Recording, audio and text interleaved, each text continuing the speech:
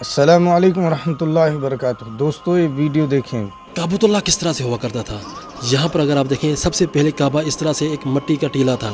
ابراہیم علیہ السلام نے کعبہ کچھ اس طرح سے بنایا تھا جس کی چھت بھی نہیں تھی اور دو دروازے تھے، ایک دروازے سے انٹر ہوتے تھے ماشاء اور دوسرے اللہ، دروازے سے باہر نکلتے تھے۔ سبحان اللہ۔ پھر قریش کے زمانے میں کعبۃ اللہ کو کچھ اس طرح سے بنایا گیا اور کچھ کعبہ کا حصہ باہر چھوڑ دیا گیا، اسے حتیم کہتے ہیں، یہ بھی کعبۃ اللہ کا حصہ ہے۔ پھر عبداللہ بن زبیر رضی اللہ تعالیٰ عنہ کی حکومت آئی تو انہوں نے کعبہ اسی طرح سے بنا دیا جس طرح سے ابراہیم علیہ السلام کے دور میں تھا، یعنی کہ دو دروازے۔